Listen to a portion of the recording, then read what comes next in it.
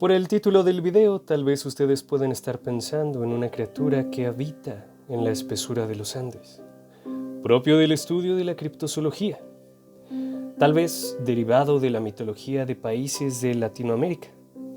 Pero este no es el caso. Este caso es acerca de la vida de un hombre que por sus crueles actos fue catalogado como un monstruo. Así es, un monstruo, un hombre deseoso de venganza, impulsado por el miedo y por la frustración que su infancia trajo a sí mismo.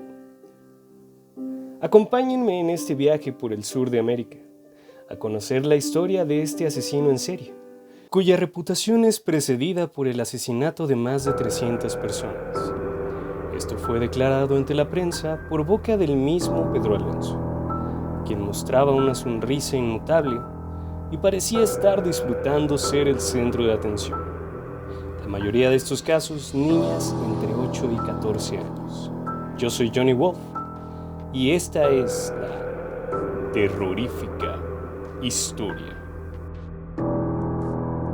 Su nombre es Pedro Alonso López, cuyo nacimiento fue en el municipio de Santa Isabel, Tolima, Colombia, un 8 de abril de 1948, en una época muy fría para la nación, nombrada el Bogotazo, en la cual se perdieron miles de vidas. Séptimo de una extensa familia, encabezada por la madre, quien era el principal sustento del hogar, con uno de los oficios más viejos del mundo. Fue obligado a trabajar desde los 6 años por parte de su madre, quien con lujo de maltrato exigía una cuota diaria para el sustento de la familia. Tenía cierta aversión hacia las mujeres de prostitución, ya que recuerda presenciar episodios sexuales donde su madre participaba con distintos hombres. Su hermano menor, César Tulio Castañeda, declara que Pedro Alonso estuvo trabajando en la central de matanza de ganado con un amigo llamado Manuel Patiño, del cual aprendió técnicas de matarife. También declara que bebía la sangre de las aves. Llegando a los 9 años de edad, Benilda, su madre, descubre a Pedro Alonso tratando de violar a su hermana. Un amigo de él cuenta que, de labios de Pedro, le narra que Benilda lo amarra, lo tunde y le prende fuego en los pies. Desde ahí, huye de casa y vive su vida como un indigente. Violado, abusado, más de una vez, a sus 12 años de vida, parece dar un giro de 180 grados, cuando es adoptado por una familia americana, quien le da escuela y un hogar, cosas nuevas para Pedro Alonso. Pareciendo que la rama está por enderezarse, nuevamente es arrojado a los brazos de la calle, ya que es abusado sexualmente por un profesor, y esto desencadena que Pedro Alonso huya nuevamente. Transcurridos los años, y en un ambiente duro como es la calle, a sus 21 años es aprendido robando autos en Bogotá, lo cual lo deja en reclusión por 7 años. Es aquí donde ocurre un suceso que marcaría para siempre su vida, ya que es abusado sexualmente nuevamente, pero por esta ocasión por 3 reclusos, quienes abusaron de él hasta el hartazgo, lo que desencadenó la ira de Pedro, quien más tarde los encuentra y los degüella con un arma artesanal hecha en la cárcel. Desde ahí Pedro decide que nunca más será violado y que el agresor será él en adelante. Tras salir del reclusorio, llega a Perú, donde se tiene un registro de violación de niñas entre 8 y 12 años. Recorría pueblos indígenas en busca de niñas para ofrecerles dulces, trabajo y regalos, para después llevarlas a un lugar solitario, abusar de ellas, a fuerza de golpes matarlas y abusar de nuevo de ellas aún muertas. De aquí en adelante sería llamado el monstruo de los Andes. Su forma de describir los hechos era de manera directa, sin remordimiento alguno. Además de cínico, fue marcado con perfil psicopático. Le gustaba detallar todo lo que cometía. Hablaba de corrupción en el humano, debido al poder. Mencionaba que se guiaba y culpaba a Manuel Patiño, un personaje que fue creado por su psique. También se consideraba víctima del sistema, ya que creía que los medios exageraban sus hechos. Consideró que en él vivían dos partes: la parte de la víctima, que respeta el derecho de la vida. Yo supongo que él mismo se engañaba. Era como una protección para sí.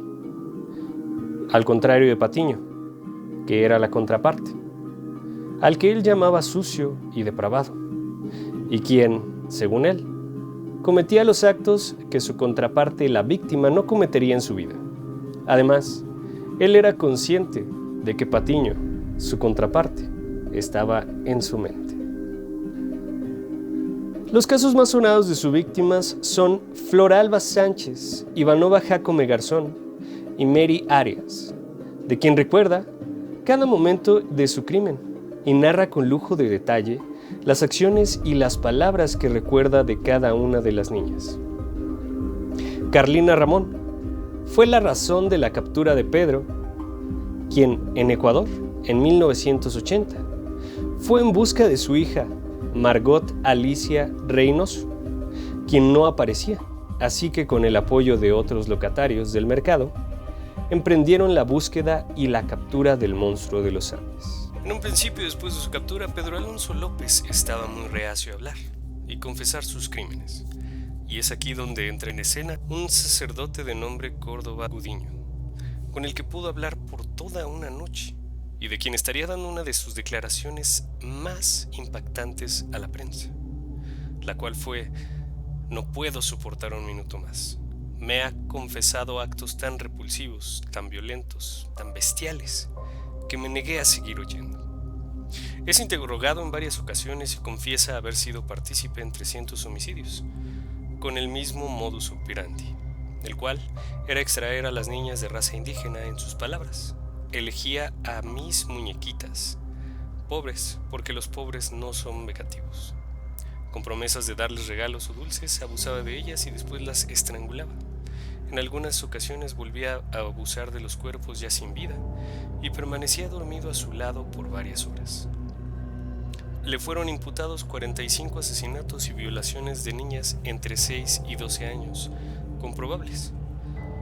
Fue por lo que el 3 de noviembre del 95 fue dictada la sentencia por parte del juez Jorge del Carmen Rodríguez, quien declaró inimputable a Pedro Alonso y fue internado en un instituto psiquiátrico en el anexo Modelo.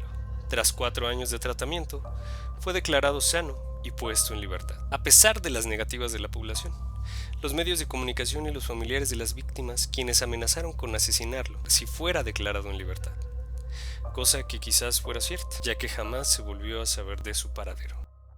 Pedro Alonso López, mejor conocido como el monstruo de los Andes, es una persona que no puede vivir en sociedad. Al sufrir de un trastorno de la conducta, hace que la convivencia en sociedad no sea sana.